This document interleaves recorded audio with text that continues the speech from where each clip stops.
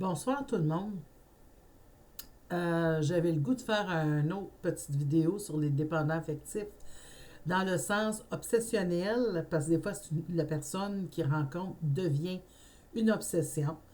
Et dans le sens aussi de contrôle, parce que, bon, l'obsession doit devenir exactement comme eux aimeraient qu'elle soit pour se sentir aimé comme il voudrait se sentir aimé, comme il voudrait se sentir apprécié. Tu sais, c'est comme une sorte de drogue, OK?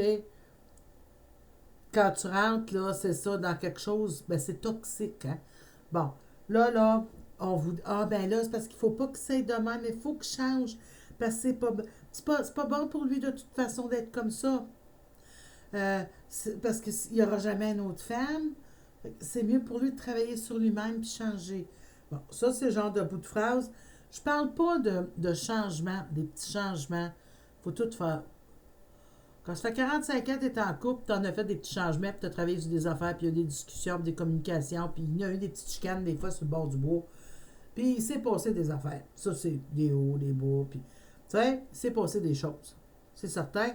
Mais tant que ça reste dans le sens sain. Là, je ne suis pas là pour expliquer ça. Moi, je te parle de dépendance affective qui est lourde, OK? Puis que ça rentre à un point, justement, ben là, obsessionnel, ça veut dire que l'autre personne a des graves problèmes.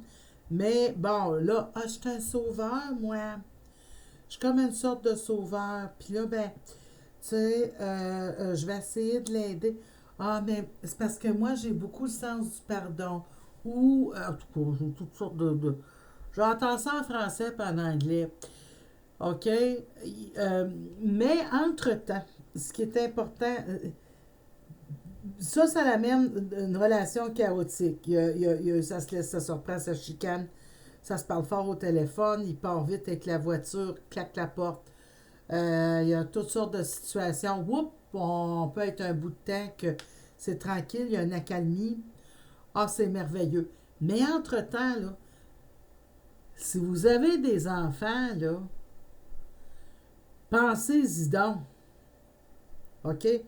Parce que moi, j'appelle ça une forme de déviance psychologique, pour dire des mots corrects, là. OK? Que il n'y a pas nécessairement de médication pour contrôler ça, des problèmes affectifs profonds du genre, OK, qui fait en sorte que la famille s'inquiète, même si vous n'osez pas avec, les amis s'inquiètent, même des fois le voisinage peuvent s'inquiéter pour dire ça n'a pas de bon sens, hey, c'est plus qu'un brouhaha, ce monde-là.